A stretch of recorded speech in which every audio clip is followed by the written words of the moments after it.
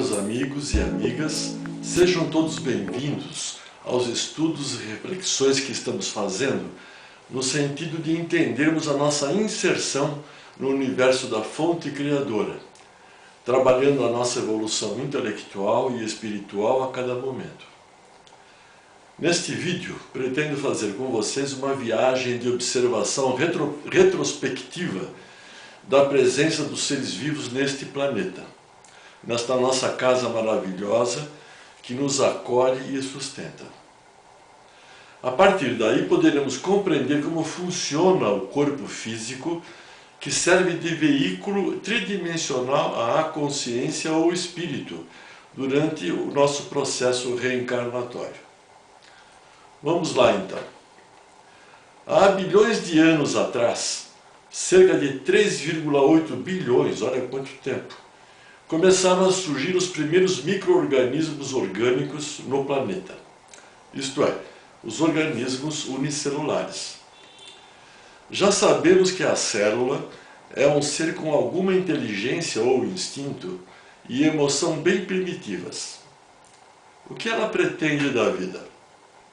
Simplesmente a célula deseja sobreviver e se reproduzir, ou em outras palavras, perpetuar a espécie.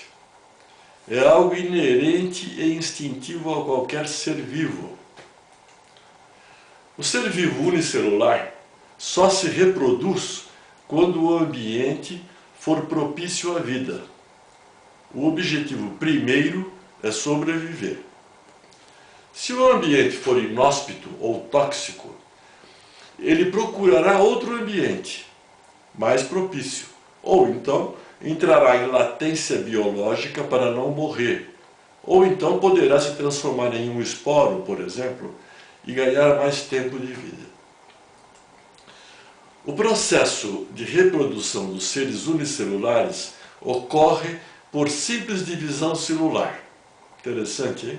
Não é necessário uma relação sexual entre macho e fêmea. Todo esse processo está correlacionado com um instinto ou inteligência primitiva e com lampejos de emoção também primitiva. Os seres unicelulares daquele tempo primordial, estamos lá atrás, perceberam que se eles se unissem fisiológica e morfologicamente, ficariam mais fortes e poderosos. Começaram a se unir e formar seres pluricelulares, que processaram tecidos, órgãos, sistemas especializados, e dessa forma surgiram organismos mais complexos, como os vegetais, os animais, em uma diversidade infinita. E nós também fizemos parte desse processo. Nós somos portadores de trilhões de células, como vocês já sabem, todas vivendo em comunidade, em cooperação. Bem, nesse tempo antigo, quando os vegetais surgem freneticamente na natureza, podemos observar, estamos fazendo essa viagem, que eles trabalham da mesma maneira, isto é, desejam fundamentalmente sobreviver e se reproduzir. A inteligência e as emoções ficaram bem mais desenvolvidas agora. Os vegetais buscam os alimentos para a sobrevivência e reprodução na terra, na natureza, onde possam se nutrir, na luz, na água, segundo as necessidades.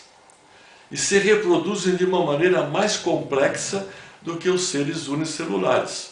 Todos nós sabemos como. Entretanto, temos pesquisas na ciência bem interessantes, demonstrando que sons, ou que a música organizada, podem entrar em ressonância com frequências de oscilação natural das folhas, afetando o estado energético das clorofilas e aumentando, consequentemente, a fotossíntese. Há outros relatos que atestam efeitos agradáveis na vida dos vegetais quando submetidos ao som de música erudita, música clássica, para melhorar a produção agrícola, como se fosse algo de agrado emocional e bom viver das plantas. Ficam sensíveis e felizes, produzindo mais. Aqui temos a inteligência instintiva e emoções primitivas um pouco mais desenvolvidas nos vegetais, na ação de sobrevivência e reprodução. Adentramos agora no mundo dos animais selvagens. Estamos ainda viajando nessa história de sobrevivência e perpetuação das espécies dos seres vivos. A sobrevivência e reprodução continuam presentes e fundamentais. A luta é insana e essencial. É o padrão simples da vida. Sob circunstâncias perigosas, os animais ou lutam ou batem em retirada, fogem. Essa ação de luta ou de fugir é decorrente das emoções na preservação da vida e produção de hormônios, como a adrenalina, por exemplo, que promove a ação específica de lutar ou de fugir. Trata-se de uma luta contínua, com a presença da inteligência e das emoções, sempre integradas, agora nos animais um pouco mais desenvolvidas do que nos vegetais. Mas para que conto toda essa história ou estamos fazendo essa viagem?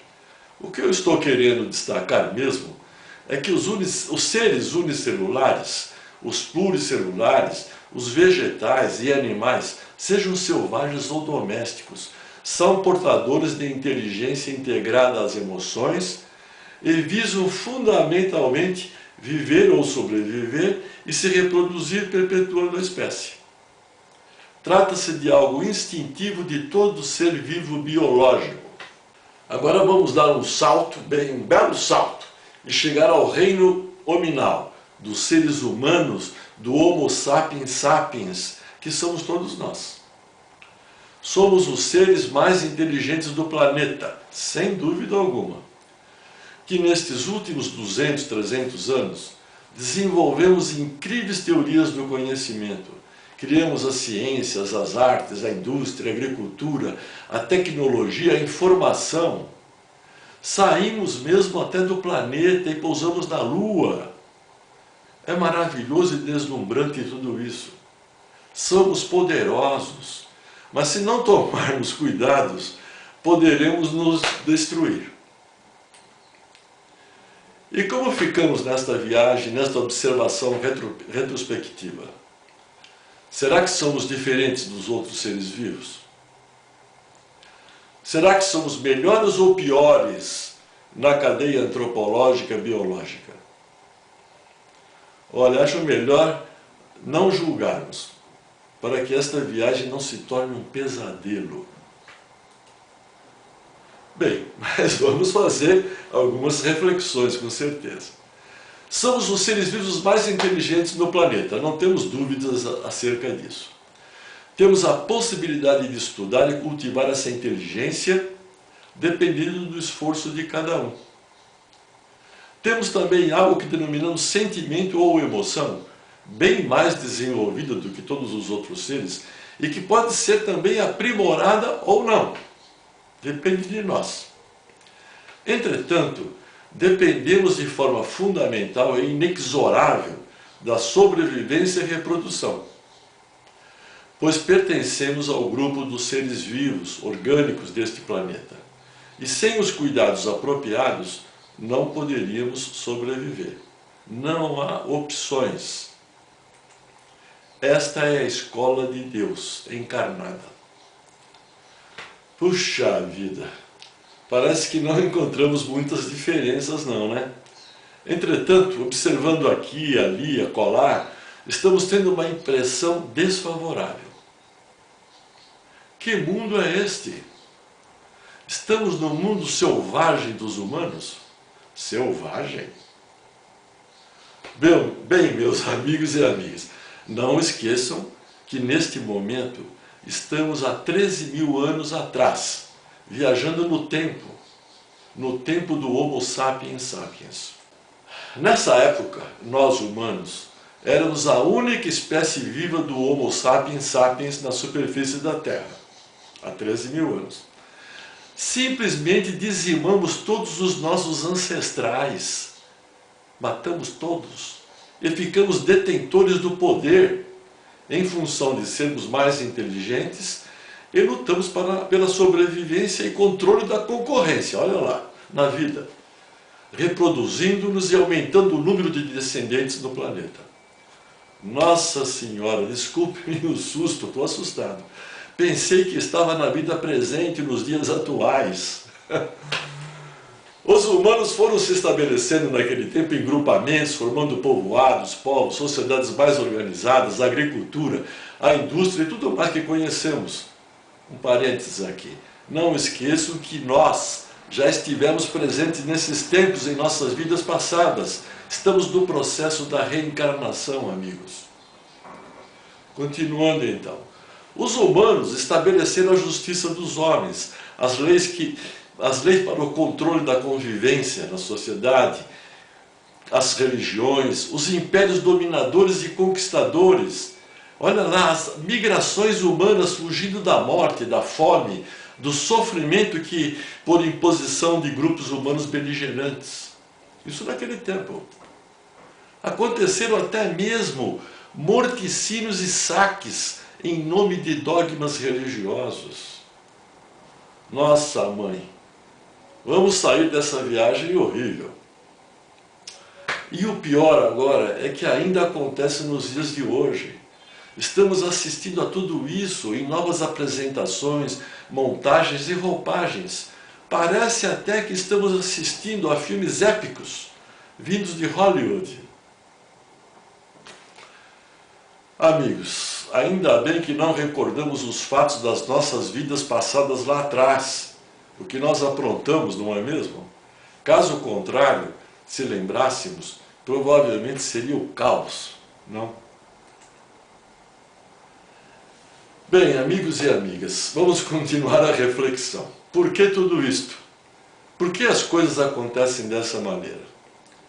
O ser vivo biológico tem impregnado dentro de si a luta pela sobrevivência e perpetuação da espécie, como todos os seres vivos do planeta. Essa luta está associada à inteligência e emoções, que trabalham juntas, sempre juntas, em todas as ações do ser humano e que lhes atribuem uma qualificação mental, psíquica, emocional e espiritual daquilo que denominamos de imperfeição espiritual. Semelhantemente às características espirituais da consciência ou espírito, o ser imortal, também cheio dessas imperfeições que são carregadas durante as reencarnações. Então nós temos a consciência com imperfeições e o nosso corpo físico com imperfeições em função das características de ser biológico.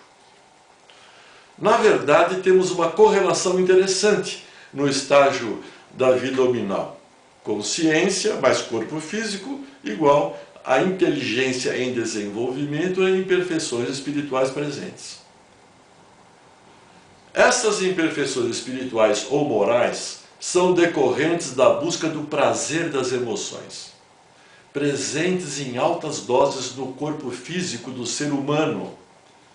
Portanto, as emoções e a inteligência física são atributos do corpo biológico e é algo explosivo. Nós sabemos disso.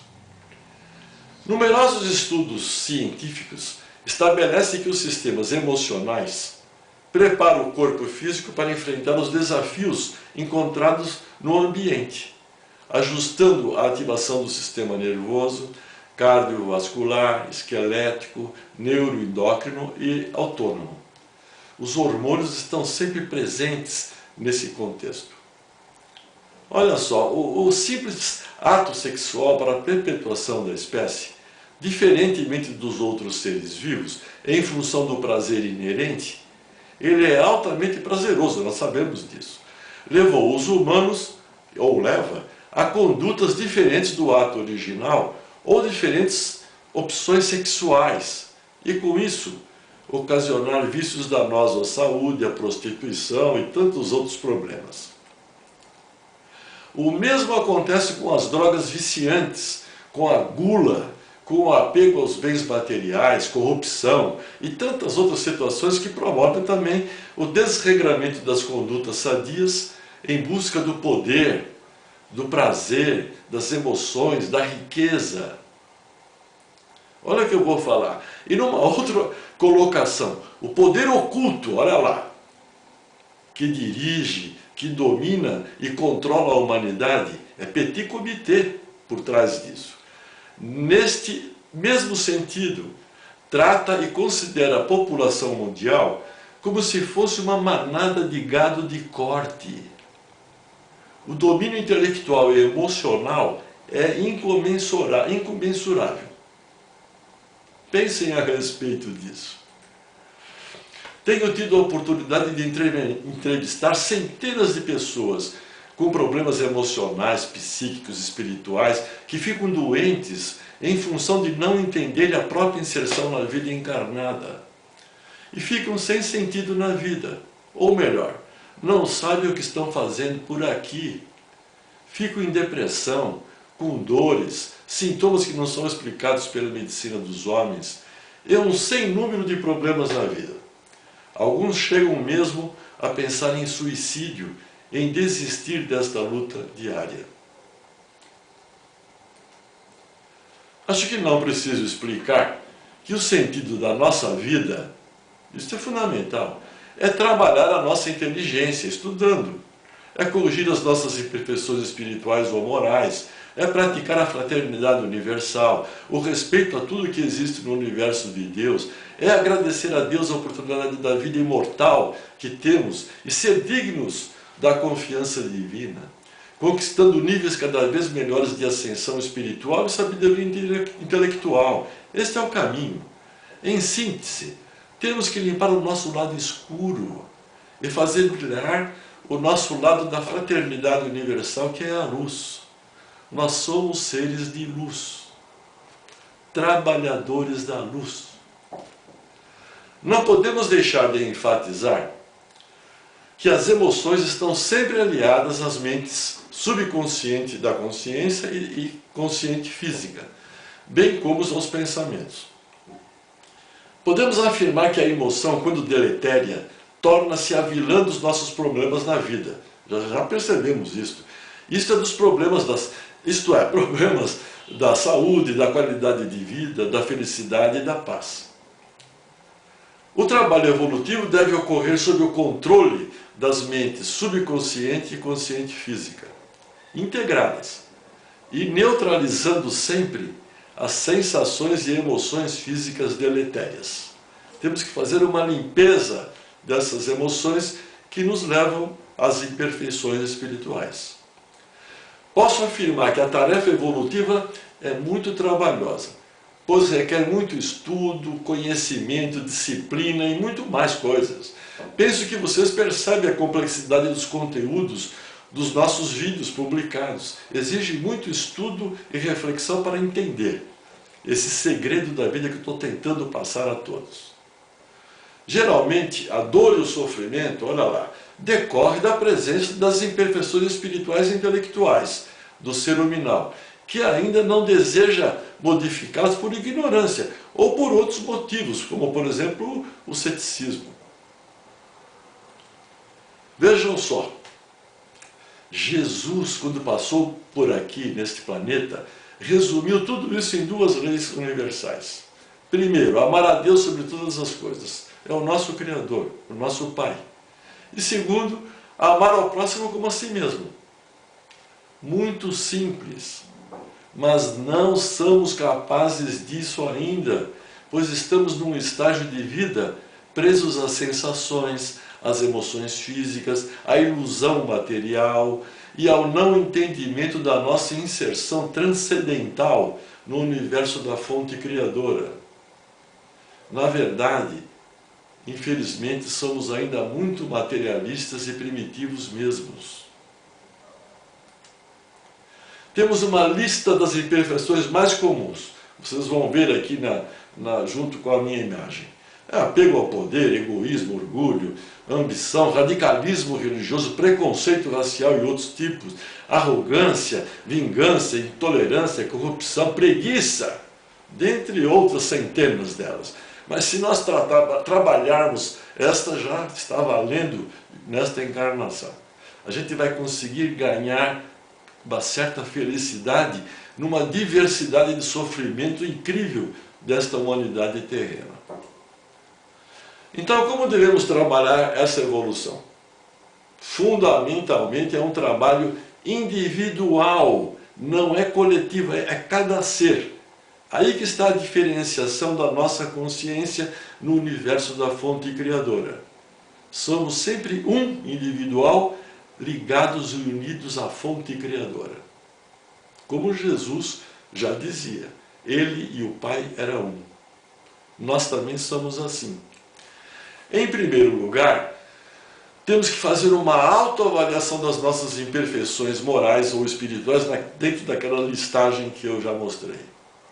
Segundo lugar, temos que estudar as ciências e as artes para evoluirmos intelectualmente a nossa inteligência e compreender a nossa inserção nesse universo da fonte criadora.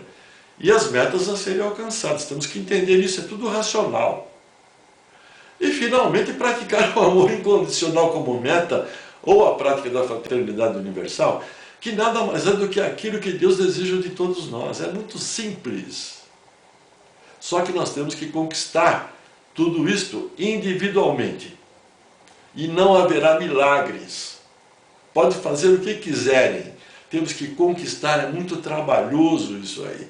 É racional a nossa conduta. O amor incondicional não julga, perdoa, apoia, não é egoísta, é generoso, altruísta, infinito e não espera nada em troca. O amor está em primeiro lugar. Deus ama de forma incondicional todos nós, porque nos ama sem distinção.